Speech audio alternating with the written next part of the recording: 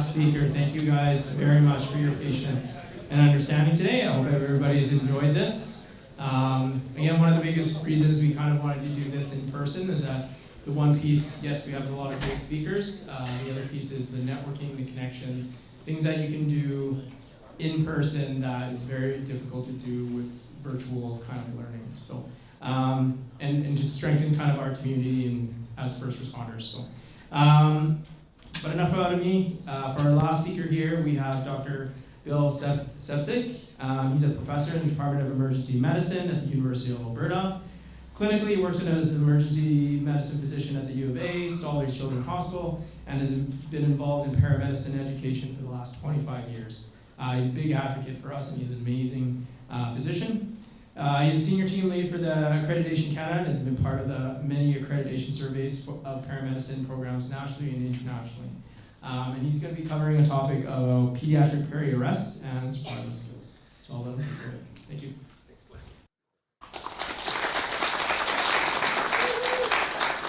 Can you hear me without the microphone?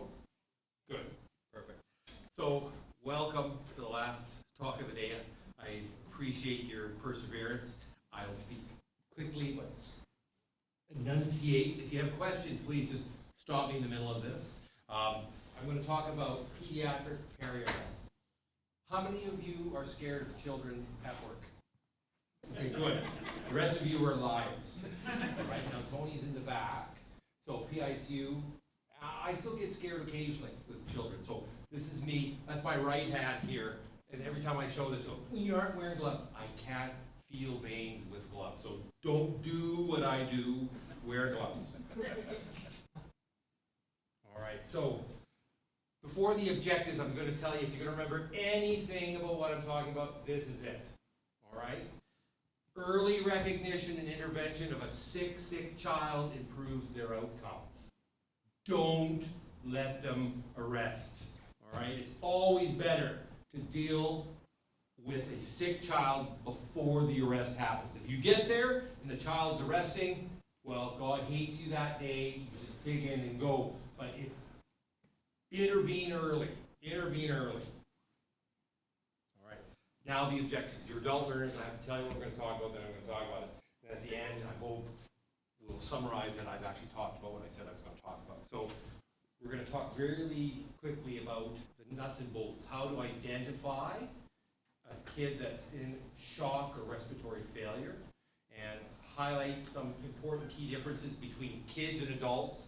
Children are not little adults, just like adults aren't baby kids. There are some key differences we need to know, especially kids under 20 kilos. They have some unique features that you have to think about. And my hope also at the end of this is the effective domain, that you will feel a bit more comfortable next time you see a sick, potentially sick child. That's the goal. All right. Cardiac arrest in kids. So I'm just taking pictures in these ones. I'm being pretty in most of these pictures. Just, you know, unlike Dr. Dunn's presentation, adults, when they arrest, it's secondary to coronary artery disease. So hypoxia is not really an issue. That's not true in children. That's not true in children. Hypoxia is the most common cause of arrest. Respiratory distress to failure. Shock is a distant second. Only about less than 0.5% of kids present in my department or in pediatric emergency departments in shock-like, septic shock-like states. It's not common, and if you see them, they're usually in the kids that are less than a year, and the majority are under 1 month of age, so scary little neonates. And then the second bimodal is kind of the 10 to 14-year-old that you tend to see with shocky states. So hypoxia, your H's and T's, I agree with Dr. Dunn about H's and T's, but if you don't think hypoxia in children, you wear my boots when I see you. Hypoxia, you gotta think about it. All right, so these are the pathways that sick kids usually take. The vast majority are respiratory distress. You want to identify and intervene before they go into respiratory failure. You wait a little longer, you get your coffee, talking about H's and T's or something else that you're not supposed to be. They'll go into cardiopulmonary failure, and then they arrest. not good. If you're on the shock state, whatever the cause of shock, septic shock, hypovolemic, the most common, then you're compensating. The kid's holding on, the kid's holding on. And then you wait a bit of time, they now decompensate, they're falling off the cliff, they go into cardiopulmonary failure, and they arrest. Sometimes you show up and they're in cardiopulmonary failure. You don't know if it's an A problem, B problem, C, it's all three. Well, then you get at it, and you deal with the ADCs as you should. So, sick or not sick? That should be the first question you ask yourself. So, this is my great niece, Katie, banged her head, got a picture from my niece, goes, Uncle Bill, do I have to worry? And as Katie's talking, I thought, no, Katie's fine. Versus my little fellow over here, who was in status epilepticus because of meningitis, he's intubated on pressors. It's kind of a continuum, sick versus not sick. And so that's the first question. The key to recognizing is answering this question is, before they arrest, are they sick or are they not sick? All right, so EMS. Oh, goody. So you don't have ultrasounds yet. You don't have a lot of the tools that I have. So you're in the back of your bus, and you've got or in the house, you're looking at a kid, and now you're thinking, oh God, is this kid sick or not sick? All right. So I'll put you in your house where you work. So there's a continuum. I call it my sphincter tightening continuum. Are there more good than bad or more bad than good? And everybody's been different. So I probably have a bit more laissez-faire attitude than you might, because I see sick kids all the time. Now, I don't see really, really sick kids all the time. So you ask yourself, sick or not sick? More good than bad or more bad than good? And you can go from, it's all Zen, piece of cake, we got this, versus, oh Lord, I wouldn't want to be anywhere but here today. So how do you determine this? So just shout out. How can you, as you walk in, you're dressed, you've been greeted at the door, you rush in, and before you even touch that child, how do you tell whether or not this kid's sick or not sick? Pardon me? Okay, good. There's a bunch coming here, so we'll start here. What? Cry. Level of consciousness. Are they laying there? Are they responding? Do they track you across the room? Do they look upright, anxious, versus they're flat as a pancake? Or that, when they're little, it's that weak cry that they're not angry, they're not hungry, they're not cold, they're sick, that kind of thing. So what you hear, what other sounds can you hear that would scare you? Strider. Give me your best impression of Strider. What? High pitched inspiratory sound. Especially as you get closer. When they're starting to get a little anxious, it picks up. So Strider, what else? Work of breathing. So you're looking at them, and so work of breathing. You're breathing along with them, and you're, geez, I'm getting lightheaded. That's 60 plus a minute. You should be accessory muscle use, in-drawing, head bobbing, position. What kind of position are you terrified of if it's respiratory? If they're flat, if they've just suddenly gone flat, or they're trying to hold their position where they get the maximum amount of air in. We'll talk about that. All right. So, with your eyes, your hearing, anything else? The color. What's yucky colors? Yellow. Yeah, and it's not common you'll see jaundice kids, but yes. Pardon me? Mottled, pale, mottled, cyanotic. Now, sometimes you have to ask, is your kid cyanotic? Normally, yes. What are the best SATs? Because occasionally we still get people racing in, SATs are 78%. But you look at the kid, he's got a zipper scar, he's blue, clubbing, you go, Mom, what's his SATs normally? 80. Okay. 78, I'm okay. This isn't bad. Versus he's normal, and his SATs are 78%, and he's blue like a Smurf, badness. So, you're putting you in position, so you guys are paramedics, you deal with sick kids. So, once again, I don't have any proprietary or business arrangement with any of the alphabet soups of resuscitation. So PALS, apples, I don't. I teach both. But the pediatric assessment triangle. And this is what you guys do all the time. When you walk in, you look, what do your senses tell you about that child? It determines, are they sick or not? So the appearance, normal tone, are they sitting up, are they track you across the room? What's their interactive level like? Are they consolable? They have an abnormal look, gaze, an abnormal speech or cry, like, their hoarse voice, they're drooling. Work of breathing, so sounds that you can hear without a stethoscope. What's their positioning? Do they have retractions, accessory muscle use? Things like that you're looking for, and that you can see that. And then, what does the skin look like? Are they pink, warm, well perfused? They're mottled, they look cool, dusky, cyanotic. You get that 30 seconds just looking at the kid. Now, you guys are taught a sample history. History is critical in these kids. History is golden. As you're looking at the kid, more good than bad. As you're getting closer to, oh gee, we're going to have to intervene here. Get somebody, you get sample history. I was taught an amplified history. It adds more to it. So allergies are the same. The medications, don't forget about over-the-counter medications as well. I've been surprised in my time that, we're taking this Chinese herbal medicine and you can't, and it turns out to be Laetrile, they say, which is cyanide. You go, okay, good, that's not good. Or it's got vodka in it. Like, you'd be shocked at how many of these things you buy have alcohol in them, all right? And you're wondering why the kids decrease LOC and have a little sugar, because he's pissed, right? Past medical history, birth history is important, especially the little ones. Normal pregnancy, normal delivery. Were you in hospital, how long? Last PO intake is important. And for little ones, babies, our diaper changes. Normally 7 or 8 a day, we're down to 3. Lots and lots of diarrhea, bloody diarrhea. That'll help you. Always think about immunizations, because that eliminates an awful lot of stuff potentially, as opposed to an unimmunized child that is now febrile and looking like crap. There's a lot of things that could be. If they can't tell you what's going on, family or friends, can you give me some corroborating information? Incidents, that's in the sample history, tell me the events. So it's what's been going on, such that you called the ambulance and we're here. This is for me, EMS, what can you tell me? You were there, what did you see, what did you smell, what did you hear? Were you worried? Yes, I was terrified, we got out of there real quick.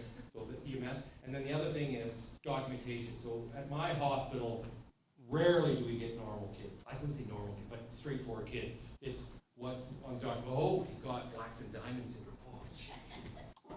If he gets a fever, he dies. You think those are kind of those kids the documentation can sometimes help. So pediatric respiratory emergency. So if you had to look at what's going to be the most common thing, it's the #1 reason for pediatric admissions to hospital: respiratory, and hypoxia. 2/3 of the cases of respiratory failure occur in the first year of life. All right, and half of those are in that first month of life. The scary neonate. They can't tell you what the problem is. They react to illness the same. In adults, we say there are 4 diseases that present 5,000 ways. In kids, 5,000 diseases present in 4 ways. They are febrile, they're irritable, they're not feeding, they're puking. And that could be anything, They have a limited repertoire in which to respond to illness. All right, so cardiopulmonary arrests, the vast majority are respiratory. So hypoxia, you got to think about why. About 10% are cardiac, and about 10% shock that you really can't determine, but it's usually hypovolemia or septic shock. And so respiratory distress in kids is really, these are age-related physiologic changes. So they have decreased oxygen reserve, especially little ones, and they have increased demands. They're like little moles or voles. They have a huge surface area with an awful lot of tiny mass, so they're prone to lose heat very quickly. And they also are like your little chihuahua that's always shaking, and their metabolic demands are increased. So they don't have the great reserves, but they have high O2 demands. They're at increased risk to get, if anything gets compromised, going into respiratory failure. Their CNS isn't great at managing that, and they're really prone to bradypnea, drop in their breathing rate, and apneas. especially the little ones. So in that first month of life, an infection, especially certain ones, RSV is notorious for causing apneas in little ones. Pertussis, whooping cough, notorious for causing it. Infections that were picked up in utero, the so-called torch infections, notorious for causing apneas. They also have a poor mechanical advantage. Their ribs are very compliant. Now, that's a good thing if you, I've seen a child run over by a skid steer, bobcat, and not a rib fracture. Horrific pulmonary contusions, but not a rib fracture. Because they have such compliant chests. That's why we always get worried about if you see rib fractures in children, it's high force. We always think about intentional trauma. Like, why does this 6-month-old have rib fractures? You know, it's a real screamer for intentional trauma, child abuse. Their ribs are more horizontal. They're not like ours, which are a bucket, so they lift up like a bucket. These are more horizontal, so they can't skirt their chest wall, so they can't breathe as effectively. And they have limited energy store, so their diaphragm fatigues much faster. And if you remember your Poiseuille's law, the resistance to a flow of a tube increases with the length of it, and inversely related to the diameter or the radius. So that's why resuscitation cornices are short and fat. You can put a lot of fluid through. Your trachea, if I make it really long, you increase resistance. You don't give the kids, they get big. But their radius, the fourth power of the radius, so if the radius from edema, swelling, infection, or something gets stuck in the middle of it, or something pushing on the outside, decreases the radius, it increases the resistance by a power of 4. So a little bit of swelling in the upper airway for you and I just makes you talk like Harvey Feinstein. But with the kids, you get stridor and potential for respiratory distress and failure. What is this position? I do a lot of work overseas. This is tripoding. Walk in the room, this kid's stridulous. And not only sees the white dog, but she doesn't like me, but stridulous, drooling, she's upright, trying to lay this little one down. She will not allow us to do that. Why? Why is she tripoding? She has to. So why do we tripod? It's the same reason you watch the Olympics. They do the 1,500 or 10,000 meters, and they're like gazelles. They cross the finish line, and it's a tight race. They all stop, and either clap and go, oh God, oh God. You watch them. Why? This is, I'm tripoding right now. Yeah, so you're assuming a position that's allowing the largest column of uninterrupted air from the environment into your lungs. So they are head, the neck is flexed on the chest, head is extended, exactly its intubating position. Mouth is open, they can be drooling, and they put their arms down. Why do they put their arms down? It's like grandma that's holding and oi, oi, oi. Why is she doing that? She's tripoding. Oi and noise is grunting, it's peep. So she's trying to strut those airways open, and she's reversing her pec muscles. Normally your pec muscle, the origin, insertion, its job is to help throw your arm into space. But you reverse it, so this is now my origin, my insertion. So I can't move through my arm into space, but it lifts my chest. So it acts as an accessory muscle of respiration. That's why they do this. It's completely instinctive. They don't know to do that, they just do it. So tripod. Where do you look for cyanosis and modeling in dark-skinned kids? Where? The palms and soles? Anywhere else? Lips, palate, placid. Just look for that. And if they're really pallid, just the whites of their eyes. All right. So signs of respiratory distress and failure. Okay. Quick thing. So if you identify, based on your history, that quick assessment by looking at them and a few little interventions that are in respiratory distress, you've got to intervene before they go into failure. All right? And so in your world, history is really important, that amplified history. Quick physical exam findings and some vital signs can help you determine where you sit in this, all right? And you reassess, make sure things are going in the right direction. So things you look for, You don't do this all the time. Tachypnea, tachycardia. The kicker is kids change with time. How do you know what's a normal heart rate, respiratory rate, blood pressure in a kid? 2-month-old, 5-year-old, 14-year-old. They're different. That's what I love about kids. They evolve and change. What you don't like about them is they evolve and change. So do you guys have a cheat sheet that you use? Exactly. Pull it out. And so they all change. As a general rule of thumb, for every degree above 38, your heart rate will go about 10 beats per minute faster, and your respiratory rate is about 5 per minute faster. So you're trying to blow off some heat. So increased work of breathing. You guys look at all that. You should be able to see most of that just by quickly assessing the child, getting the shirt off, the pajamas off so you can actually see the chest, listening to sounds like wheezing, stridor, grunting, and positioning. Will they drooling because they can't handle the secretions? Are they tripoding? Upright? Anxious, air hungry. They follow you across the room. You know, if they can speak, they can say 2 or 3 word sentences. Please help me. I don't want to die. You know, those are things you'd worry about. Respiratory failure, they've now got to the point where they're biochemically, their CO2's climbing, lactate's climbing, O2 sats are falling, they're failing. So bradypnea, beware of the kid. The tachypnic, breathing fast, is now breathing quite slowly. Now you might have a paramedic student says, does oxygen make you sleepy, Matthew? No, well he's not breathing really well right now. So be careful of that. Bradycardia is a late sign. Falling sats, they may not pick up, terrible. Head bobbing, you know, agonal respiration is like a fish on a dock. That should be terrifying. This is not good. A silent chest. They've gone from wheezing where, oh, I can't hear any more wheezing. That's great. If you don't hear any more air entry, bad. Their LOC. Now, lethargy is a pre-code. If you say he's lethargic and you mean just tired, I'm usually getting up my arse and saying, going to see. A true lethargic child is unresponsive. You can be putting lines in this kid, they're not going to pull back from you, they're not responding to any way, it's pre-code. Obtunded, unresponsive, they've now lost muscle tone. They've been tripoding and now they've exhausted and they're trying to fall back. And those are terrible things to see.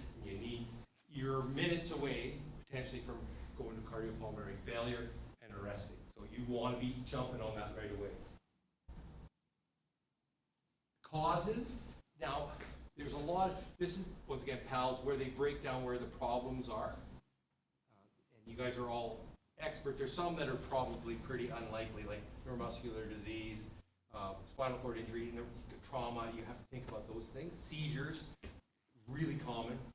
One of the reasons I get a phone call in the back and say, EMS is 5 minutes out and we have game. Seizures? No. Because usually it is. Croup? No, it's a short time of day. And you go, MVC, oh good. You know, then we get excited about that because it's something different. Management of all these depends on the etiology. And once again, your history, your physical exam, and your vital signs can point you which way.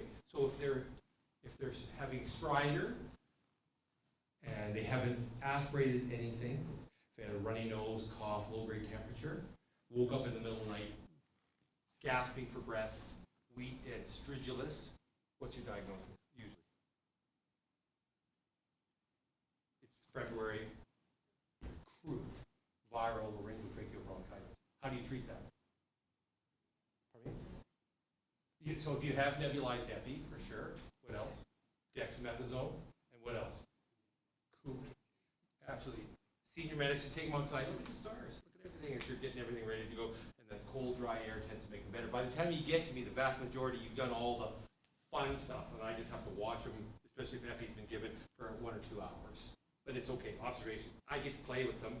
They've been done well. You've done a great job in the field, but that, based on what you find on history physical, determines how you intervene. And it's beyond the scope of this little talk about for each one. Shock. Shocking kid. Not common, but it can happen. As all you guys have all mentioned, it's basically where your tissue and organs are not getting adequate metabolites, oxygen, glucose, to meet the demands. Pretty straightforward. The key difference is between adults and children, the amount of intravascular volume and their cardiovascular system reserves. Difference. So kids are mostly, little ones, especially Peter, they're mostly bags of water. And you can see it drops off towards adult life. And then if you actually calculate, that's total body water. So it goes from, that 75% to adults, 60%. And if you go to actually their effective circulatory volume, they've got a truckload of blood as a preterm versus adult. Problem is, it's not that much. So 100 cc's per kilo, you've got a 3 kilo kid, that's only 300 mils. That's barely a coffee cup of blood. So if you lose, it's just a little bit of blood. At that age, that's a lot of blood. So you have to be careful with that. And it's interesting, you'll notice that the total body water drops as they get older, as drops. The extracellular fluid volume, and most of the total body water is extracellular. In little ones, it's at least 40, 50%. With us, it's 25, 30%. It drops off as well. But what's been stays pretty constant is the intracellular fluid. It stays pretty constant across the child's lifespan into adulthood. So other little differences of cardiovascular stability is they have their myocardium, especially little ones, don't have well-developed calcium channels, these T-tubules and sarcoplasmic reticulum. They can't store calcium really well. And as a result, calcium is what we need to make our muscles contract. So they rely on a lot of extracellular calcium to actually do that. That's why we don't give, especially little kids with tachyarrhythmias, calcium channel blockers, because you block the movement of extracellular calcium into the cells, and they need that to keep their hearts pumping. So you give the kid diltiazem, and they go into cardiopulmonary failure, and they'll die on you, potentially. So that's why we never use them. In septic kids, we really measure their ionized serum calcium and replace that because it's calcium's the inotrope. It really makes your heart contract better. Newborns and little ones, so newborns in that first month of life, infants from a month to 2, have limited ability to increase their inotropic function and their stroke volume. How hard that the muscles contract, and the heart contracts, and their stroke volume. Their myocardiums are stiffer. They have a different type of collagen that gets replaced over years. When they're little, they're pretty stiff. And so they don't distend well, and they have trouble contracting. And so if you remember, cardiac output is heart rate times your stroke volume. Only way they can get that cardiac output, because their stroke volume is pretty limited, is by increasing their heart rate. So beware of the tachycardic kid. Why are they tachycardic? It's not fever. Could they be in shock?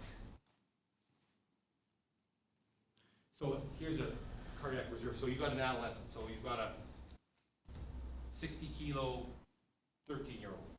Resting heart rate sits there. They get some kind of shock that causes sepsis, dilates. How do they respond? They can double their heart rate easily, 120 to 160. They can do that, piece of cake. You got to figure out, why are they tachycardic? Why are they tachycardic? Could they be in shock? You have to think that. They're able to increase their systemic vascular resistance a bit to maintain their blood pressure. A baby, already sitting 120, 140, what's the fastest you should be able to get your heart rate to go? How fast? So if a bear came in the room, it depends on your age. What's the number? 220 minus your age. That's kind of a rough gauge. So there's no way they can get 220 minus their age. If they're already 140, no, you're not doing 280. That's an SVT. So you can't go faster. The only way they can increase their systemic vascular resistance to maintain their blood pressure is to up their SVR. And if you think about it, if their vessels get really tight, that poor little left ventricle has to push against a big afterload. That can also drop your cardiac output. So it's kind of damned if you do, damned if you don't. So the kids will increase their heart rate as much as they can. They can't double it, so they have to get tight. They have to get tight to maintain their blood pressure. All right. So young kids, limited ability to increase their contractivity. Their heart rates are limited. They have to move they gotta get tight. So that's why most kids in shock, especially little ones, or in cold shock, because by the time you see them, they have all their vessels are as tight as they can go. Older kids, adults that have urosepsis, they get warm shock, very vasodilated, tachycardic. Kids, by the time we see them, they're almost always in cold shock. So vital signs. Now, the PALS card overestimates the mean and the 90th percentile for heart rates and respiratory rates. So I don't like that because you could be in shock and well, I think its upper range is normal, but PALS is about 10% too high. So there's a study on the far right published in the Lancet in 2011. They looked at all published data on normal kids' heart rates and respiratory rates, and it's about 10% less than PALS. So that's kind of the number we use, and these are kind of the cheat sheets that we have that I use as well. So it's important you have cheat sheets. Important blood pressures you care about. So neonates, the lowest, except this is 5th percentile, 60 systolic. All right. 1 month to 12 months of age, 70.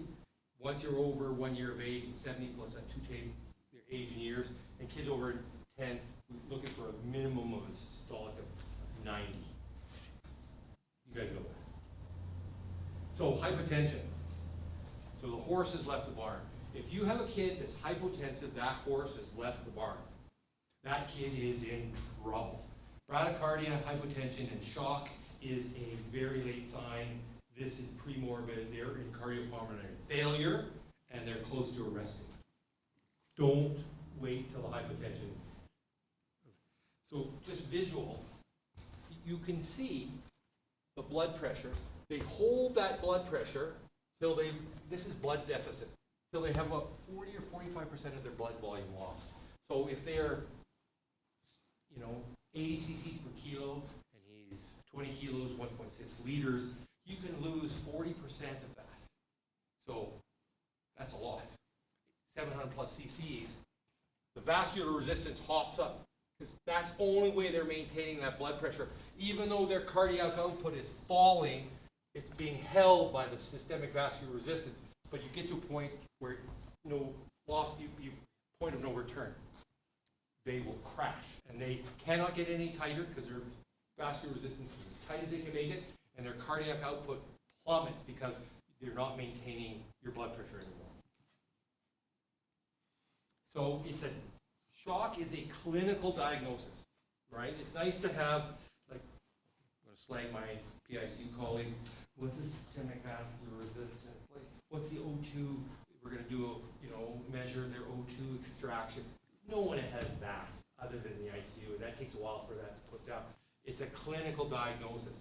And when in doubt, call it shock. I'd rather you over-call it than under-call it. As long as you treat them appropriately, you've done nothing wrong. But I'd rather you, if you're worried about shock, treat it like shock.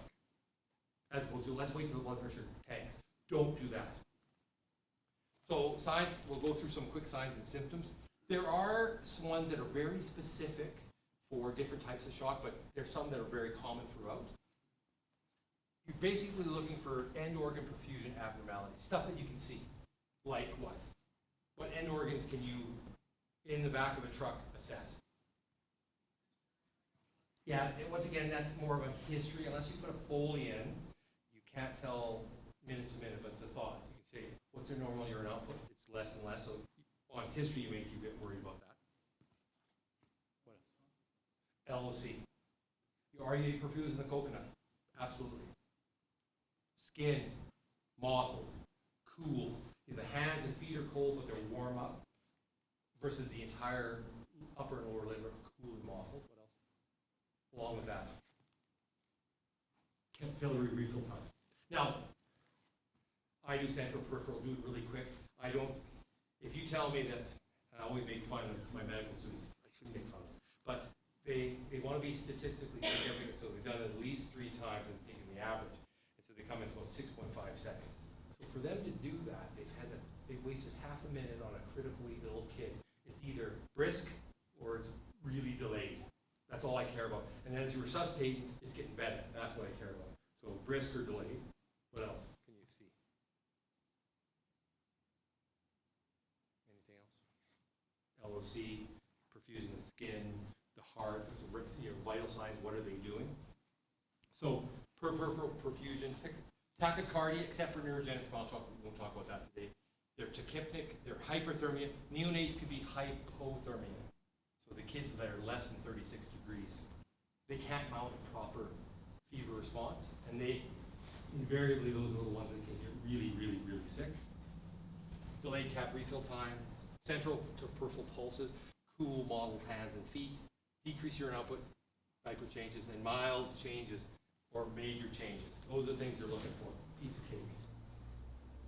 Cardiac causes, so once again, it's a little bit different, but if you think about feeding for babies, it's the only physical activity they do. It's like a treadmill that we test somebody as an adult. How many of you ever needed a stress test? Okay. Well, that's why we put you on a treadmill. Make the heart work harder. And if it's ischemic, the heart's not going to like it. So that's what the babies are doing when they're feeding. So during feeding, they change colors. They, cyanosis around the face, sweating. Baby sweat. Like if you've seen a cardiac kid, beads of sweat on the forehead, on the upper lip, it's classic. You go, why is this kid sweating? Because this baby is ischemic. Tachypnea, fussiness. They push the bottle of breast milk because they're getting chest pain. If this baby could talk, he said, oh, I have retrosternal chest pain, squeezing in nature. It goes to where my teeth will be eventually. It's down my left arm in the ulnar distribution, but they can't tell you that. But they're fussy, they're irritable, they're pushing the bottle away because they're ischemic. They tire quickly, they don't gain weight, and kids don't get anasarca, they don't get pitting edema, rare, but it's a big and large, tender liver that backs up. Late signs, you don't want to, if you get into it and this is where you're at, then you got to deal with it, but don't let them get here. Hypotension, the horse has left the barn. Loss of peripheral pulses, not good. They're really cool and modeled, not just the hands and feet, but the entire extremities, not good. Market delay, so just walk, oh, that's really bad. Level of alertness is dropping. Don't respond to any IV starts. They're lethargic, they're really minimally responsive, bad sign. And then bradycardia, bradypnea, apnea, bradycardia are very late signs, and you rig for war. There's a pre-code. This kid's going to arrest them. Cold and warm shock. Most kids are in cold shock. That's with the decreased stroke volume. They have problems with preload, afterload, and contractility. And just little things. They're hyperdynamic state. They're tachycardic. They have, in both of these, in warm shock, they're really vasodilated. In cold shock, they're as tight as they can be. They're tight as they can be. Everything's cold and mottled. And most kids are cold shock. And so if you think about, it's pretty simplistic, but it does work.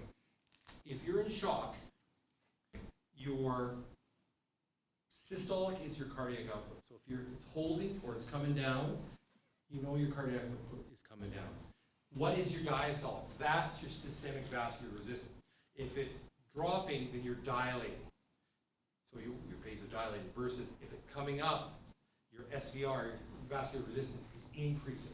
So that's why you have a narrow pulse pressure in places that your pulse pressure is narrowed, your cardiac output's down, SVR is tight. That's a classic one you see in these types of shock. Versus the distributive one, the pulse pressure is widening because it's dilating, so the SVR is dropping, so the diastolic comes down. Systolic is holding as long as it can. That's why you have a widened pulse pressure. And all different types. We'll talk about those after if you want. Management, you guys are talking about this. You've got to get vascular access. Try to figure out on history what the hell's going on. Physical exam, what kind of shock is it? It's hypovolemic, hemorrhagic, or it's septic. We'll figure this out. And based on that, this is what we're going to do. Regardless, you need vascular access. So IV or IO. How many have put an IO in recently? It's piece of cake. Easy breezy. easier than putting a line in a septic 2-month-old. Oxygen, you try to increase the delivery while decreasing oxygen demand, so that might be supplemental oxygen. Certain situations we'll intubate, which can be difficult, but technically it's not difficult, but the only thing keeping the kid alive are the adrenals. And any medication you're going to give is going to blunt the sympathetic response. So a monkey can dunk a tube. If you practice, it's how to keep them safe while you give them the medication. If they're flat, you can little brutane put the tube in, but they're awake and fighting you. Fighting enough to make it difficult to see, you got to be careful because things like propofol, morphine will drop your blood pressure and you may not get it back. So you have to be careful what you do. Ketamine, most of the time, is safe, and that's probably the one you want to lean for. So vital signs, whenever you're doing anything, giving fluid, vital signs, make sure you're not making anything worse, and don't ever forget about the glucose. I know you guys don't. You guys are excellent at that, but always remember that. So IOs, once again, I'm not paid by EasyIO. If they're here, I'll talk to you after. But these are, do you remember the bone infusion gun, some of the old people? The Jamshidi, Illinois Cook, those were pain in the asses to use. This thing, as long as you landmark it properly, and you're careful, it works beautifully. So really quickly, indications. We know. What are the contraindications? No one ever talks about that. When would you put an IO in? Yeah, certain types of it. So if you're known to have a metabolic bone disease and they tell you that, because the bones are really brittle and you can break them, so you have to be careful with those ones. Absolutely. There's a few other ones. What else? Fractional where? At the target site or proximal to it. So why go, proximal tibia if they've got a big femur fracture? It's just going to go in the tissues. What else? Yeah, you got to have a big pus abscess. If cellulitis is sterile, but if there's a big pimple, don't put it through the pimple. Sure. Yeah. So these are the common ones: abscess, major vascular disruption. The leg's been partially ripped off. Don't use that leg. If you've had multiple attempts in that same site, fluid is stupid. It just comes out of least resistance. So it's a great way to squirt your friends. You put it in, you're in. You go to push it, and now it's like a lawn sprinkler. You're going to hit everybody. It's not going to work, right? And so if you've known bleeding death is relative, multiple attempts, especially if you've got into the marrow, don't do it. And then rare metabolic bone diseases.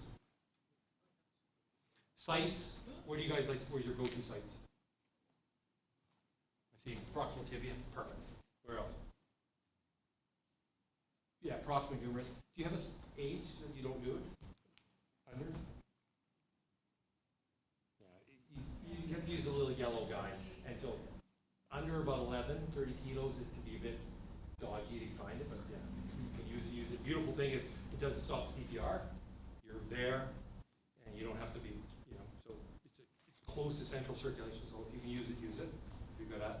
And then distal femur is another one that we use a lot of. But once again, you need the longer needle. You got to make sure that you landmark so you're not putting it into the growth plate. Malpositioning. So this is the old Jamshidi, the Cooks, the ones we used to use. And this is not going to go in the right spot because it's at not 90 degrees, it's 45. This is, I could tell you when I took the picture going, you ain't going to get there. And if this was a real kid, I would not allow that to happen because not going to hurt the kid, but this is a little dummy and go, did you get it? You're in the right spot? No, this is the reason why. You've got to make sure it's 90 degrees. You can go out the back end.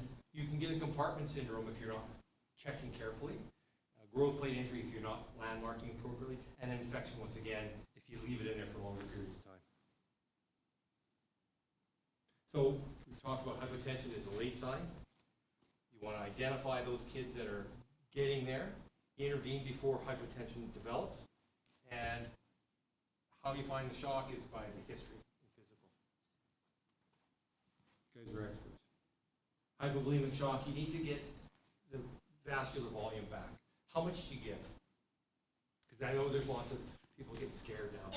Oh, we used to say 60 mils per kilo, but then there's a couple studies that really don't apply to how we work. If you you were an African child who has malaria and is malnourished, giving huge amounts of fluid quickly is probably not a good thing with pneumonia.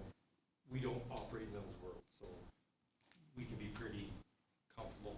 So, and there's, I was going to say, Antoinette, how much you guys push in the ICU? Yeah, 20, but how many? 3 doses before you start?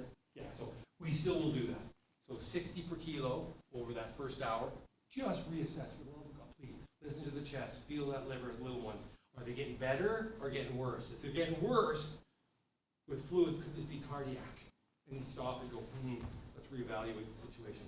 So most of us will give rapid boluses of 10 to 20 mils per kilo, up to 60 before we would start medications. Lots of frequent reassessments, checking glucose and things like that are really important. So in a trauma patient, where can blood hide in kids? So intra-abdominal, for sure. Intrathoracic, absolutely. In their head, in what situation? There's very few places. You have to have open fontanelles and sutures. Otherwise, I could take, any of you here, I took 240 cc's of blood and put it in your head immediately, you'll coma, because there's no space for it to expand. Other than if you have sutures or fontanelles that can expand, you can put a little bit of blood in your head, a bit more. Where else can it hide? Pelvis, long bones for sure. And the other one? I hated the beanbag scoops that some services EMS use. But you know the one that you laid on and it was like hand solo, you suck the air out of them and they pin you. Have you seen those ones? I don't know what they're called. The vacuum. The last one I had that I had to write a long letter to a medical colleague of mine was a huge scalp plaque and it was bleeding down the back and we couldn't see it. You guys couldn't see it. And when we finally rolled this kid, it was shocking. He had like 2 pieces of huge liver of clotted blood down his back. We just couldn't see it because it was being hidden. And there's no advantage of the vacuum seal. They don't work as well as anything else. So on the floor. So this is the kid. Big scalp plaque, bleeding down his back, and we couldn't see it because of the vacuum seal. And so that's a spleen that's been destroyed from a skateboard. It's on the right side. Intrathoracic, you can put most of your effective circulatory volume in the chest. Big open pelvis, classic. Open or closed big femur, and then on the floor. So you can see where the bed was. You can put a lot of blood on the floor. Deadly bleeding checks are important. So if it's septic shock, which is this type of distributive shock, then if they're normotensive, I'm really judicious with the IV fluids. If there's signs of poor end organ perfusion, then I will give 10 to 20 mils per kilo of isotonic crystalloid, and up to 60 before I'm asking, start the vasopressors, let's start the inotropes. And you're always looking for signs of fluid overload. And think about nowadays it's not an issue, but PPE. In what specific septic kid do you really need to have your PPE on? Meningitis. Now, most kids are vaccinated, so it's not an issue, but I will submit to you, we'll probably see a jump of them because people have some vaccine hesitancy now. So what do you do if you have to start? If they're vasoconstriction, you want to vasoconstrict them in their warm shock, then phenylephrine, Dr. Dunn talked about that, or norepi. But it's not common in kids to be warm shock. If I want inotrope, I want that heart to beat harder and a little bit faster, then we use epinephrine, and you can change your doses depending if you want more vasopressor or more low dose. So you want to improve the low cardiac output, cardiogenic states. Epinephrine is what we use. Tony, you agree? Good, just give me a thumbs up. All right, so cardiogenic shock. So mom's thumb is on the bottom right. That's what the thumb should look like, nice and pink, versus this baby who's blue. So cardiogenic, so this kid's irritable, fussy, scrawny, not gaining weight, turning blue when he's angry or trying to feed. So you try to figure out the etiology. So we'll do vital signs. When you do blood pressures on kids, where do you usually take your blood pressure? Because we're talking examining the patient on the right side, right? So how many would use right upper extremity? Yeah. Most of us will, probably since it's preductal. So if this is a ductal dependent lesion, this will be normal. These won't be. So you want to do, we do 4 limb BPs, or at least right arm, left arm, 2 sats on all 4 limbs. And normal, 95%, 88%, not picking up in the feet. You go, ooh, there's a flow obstruction. I wonder if this is a ductal dependent lesion. Signs of CHF: enlarged tender liver. Classic with kids. It can sound wet as well. Watch for and correct any arrhythmias. Preload. You drop 10 per kilo, just give it 5 at a time, and examine. Is this kid getting better or getting worse? You know, if they're getting better, that's good. If they're not getting better or getting worse, lay off the fluid. Watch for hypoxia, hypertension, and epi infusions we'll use those among other things to try to provide inotropic support. And you can use epi, norepi on a peripheral line. Don't wait for a central line. If they're needed, use it. All right, when things go sideways. Those of us that are most successful are good at plan B, because plan A rarely goes to plan. So when things go sideways. So this is my quick approach that I think about when I've got a kid that's going into cardiopulmonary failure. Airway, so you assess C-spine if it's trauma, assign roles, anticipate problems. This kid's going to be bad. I want a second line, get ready for CPR, draw up these medications that I think we're going to need. Breathing. Is BLS effective supporting oxygenation? Yes or no? Brazotape. Get the brazotape for your resuscitation beds. All right. Math. Doing math in a critical situation where your adrenals are this tight is never good. Assign someone to do the math. Math is tough in this situation. Circulation, so you want to assess cardiac monitor, CPR if it's required. Disability, so it's hard to do pediatric GCS unless you do it all the time. So a lot of it are they alert, they respond to verbal stimulation, painful stimulation, are they completely unresponsive? And then the other drugs is needed, it's usually epinephrine, it might be atropine, you might be grabbing some glucose, and decide on the disposition of that child. We need to get the Sam hell out of here. We're not going to stay and play, we need to load and go, we need to call for help. We're going to if it's around here, we're going to Leduc Hospital, I want stars coming to me. PICU, come to us if we need to. E is exposure with environmental control. Don't let the kids get cold. And the other exposure is if you're out someplace, you guys deal with this. I don't have to deal with this. You deal with crowd control. Let's get them in the back of the rig. There's too many people with phones. No one's helping, but everyone's got their goddamn phones out. Which drives me to distraction. But anyway, so get them crowd control. And you guys have talked about high performance CPR, and kids is absolutely critical. If you're doing CPR, you're doing it properly. All right. We'll come back to that if you want. So once again, I'm just sitting at the foot of the bed. This is a while ago. So we've got 3 levels of, we've got volunteer fire, we've got Parkland EMS, and there's Bill with stars, and I'm just taking a picture. All right. So we've got to manage an airway. That's what we've got to intubate. And so this is more common than what you see now with when we do our practices. So if you're going to intubate a critically ill kid, there's a couple red flags. Who might develop a cardiac arrest while you're doing this? If you've got concerns about ongoing myocardial dysfunction, they're prone for lethal arrhythmias. You got to be careful about that.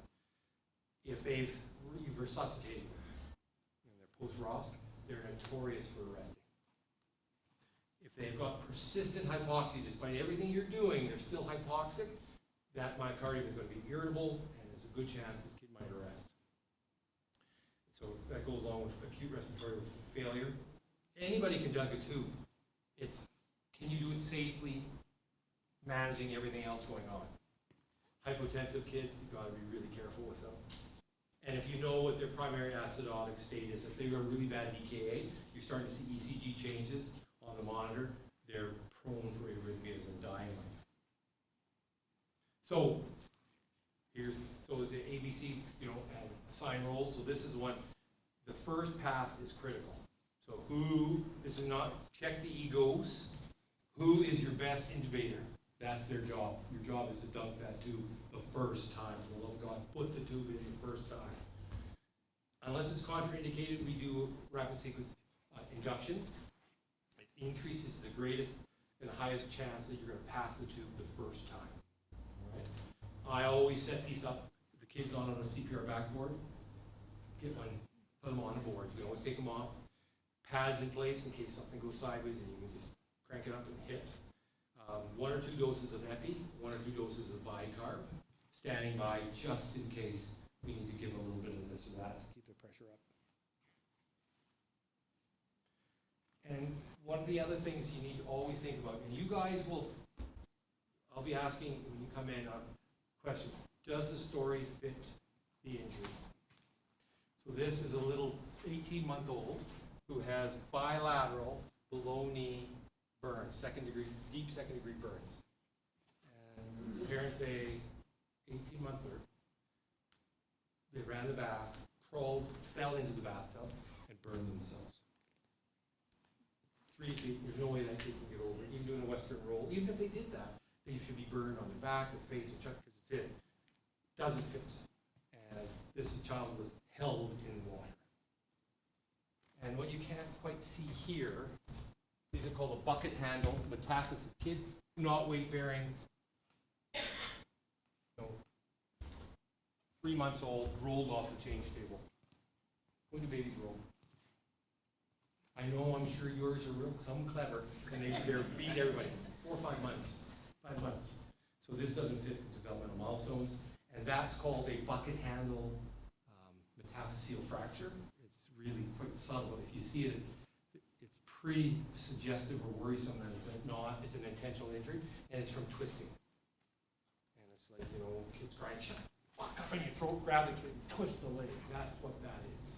So when you always have to think about non-accidental, I hate that, intentional injuries. So we'll be asking you, did the story change? Did you get a bad feeling? Yes, this was really strange. This was a weird situation. It didn't fit at all. So those are important things to always think about.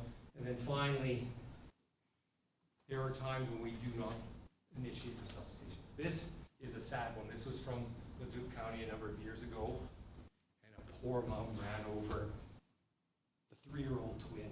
They had twins, and they were at a recycle station, and mom was throwing stuff out, and one of the twins, I want to help mommy, jumped out, and as she pulled forward, didn't know that had gotten out and ran him over. So this is what we did not even attempt resuscitation, because this child cannot survive this, and now the patient becomes the poor family. And then the EMS crew that has to deal with this. So sometimes we don't initiate resuscitation. And my last little bit for you guys, dealing with sick kids. I love children. I'm way more of a pediatrician than I'm a geriatrician, but it's hard to work with them, especially when bad things happen. And so, this was RCMP. The father came upon the car crash that killed his child. And the crews are trying to keep him. Apparently it was a mess to let that go. It's a bad thing to see. The Connecticut elementary school, Sandy Hook. This is one of the mothers outside. That one is on the right is somebody, in the States they just lost a 17-year-old with anaphylaxis, outside trying not to vomit. I've been there. And then the worst job that we have is when my pattern of practice is to let parents and guardians in the room when we're doing resuscitations if they can tolerate it. And the worst job is the last one in the room, because we see the pink, we know there's a relative in the room, so the gallows humor we don't use anymore, because if we didn't laugh, we'd cry. So everything's by the book, and the last person in has to deal with the family, telling them what we're doing, what's going on, and trying to explain the process of that. So it's really important that, especially on these sick kids and all that you take care of yourself. Burnout, moral injury is real. You've all probably had colleagues that have succumbed to it. They've either left the profession, they're really struggling, or God forbid, they kill themselves.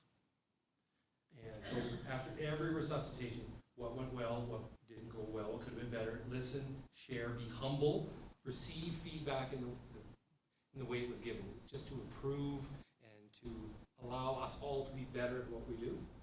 If you don't attend briefings, I would say start attending debriefings. We're a team. Asking for help or reaching out to people that need help is not a sign of weakness, it's a sign of strength. And you might be the weakest link one day. And it takes a little bit of time to figure out, why am I having such a hard time with this? And invariably it reminds you of your kids or one of your nephew or your nieces. If you need help, get it. It's a sign of strength, not weakness. Before I summarize, any questions?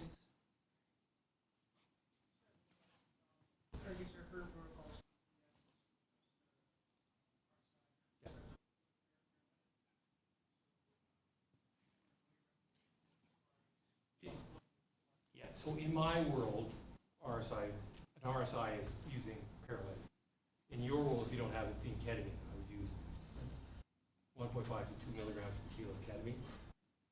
Absolutely. You mean more towards, I guess? Oh, that's a good question. So I'm old, so I use both. But rocuronium, if you talk to our anesthesia colleagues, they're terrified about malignant hyperthermia, even though most of them can't even tell me what they've ever seen. But sucks are bad for them. So if you had any doubt, then I use 1 to 1.2 milligrams per kilo of rocuronium. The good news is now they have reversal agents, potential reversal agents. No, you don't. So either or.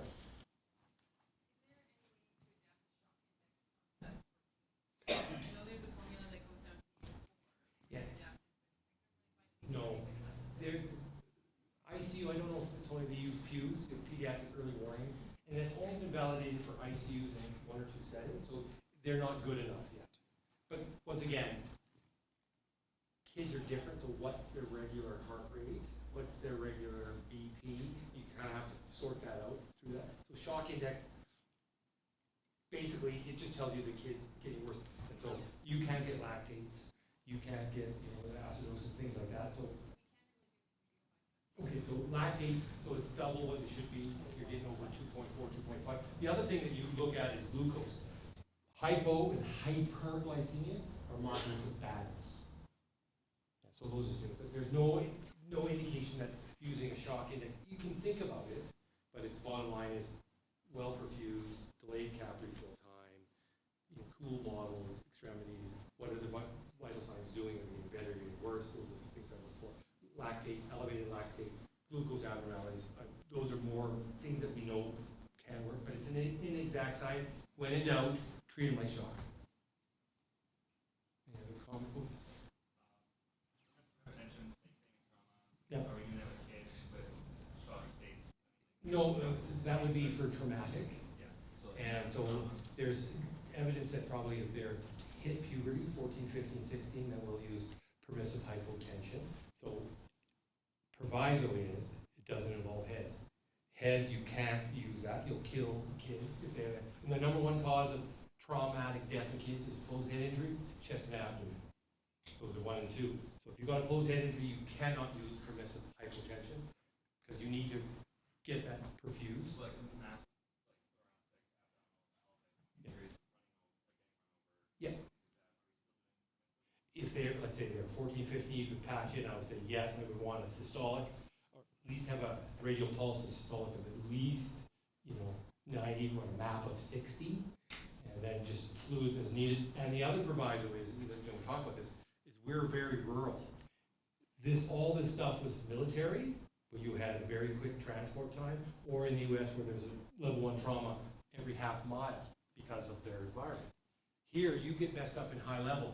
I can't tell, doing permissive hypertension for 3 to 4 hours, there's no data for that. In fact, I would say we can't do that because we just don't know.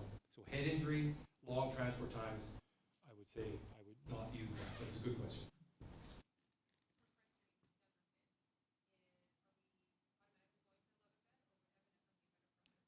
For what? Yeah, the vast majority are in cold shock. It's epi. That's the first thing I'm grabbing is epi. If they're warm, let's say 14-year-old or a younger kid that's now meningococcal and it's got a wide blood pressure, then I would probably start norepi, but with epi close by in case things go sideways.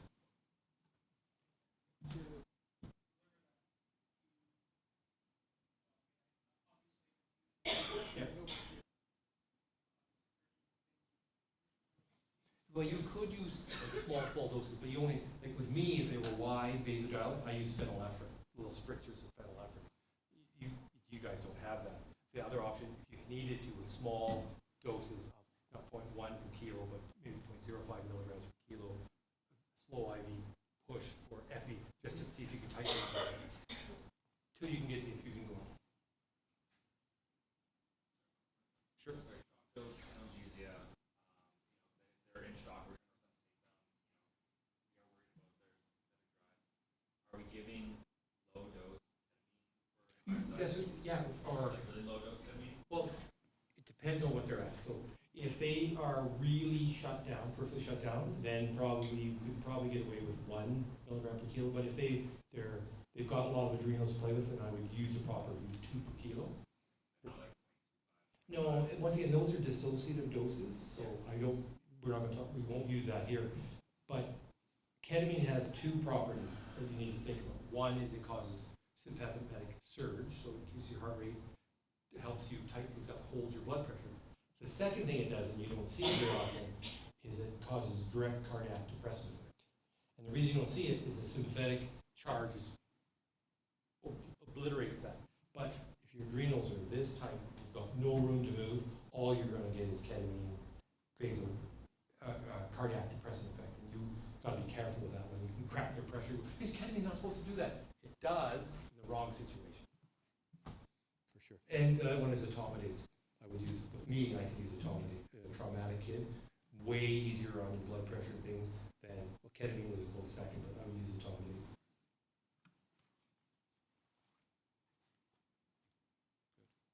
Good. Any other questions, comments? Good. So just, you know all those things. Don't let the kid rest. Good.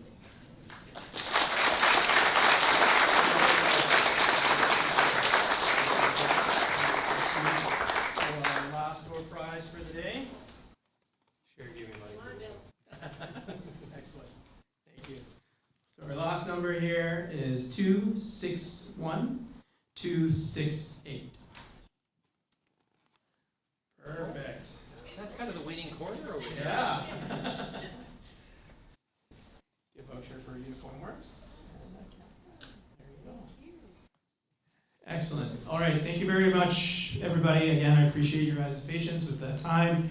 You got more than you paid for, right? I will put up the QR code. If you're having an issue with the QR code, we do have forms that you can fill out to put in your email as well as your name so that we can send you your certificate of completion. All right. We will give you more information as well with regards to what that looks like with ACP and some of the Penthrops training this morning. However, some of that stuff is not confirmed with ACP yet. All right. The form will have any blank space, so if you have any other questions that you just thought of for any of the speakers today, send them to me and I can kind of facilitate those questions for you as well. Okay? Thank you very much.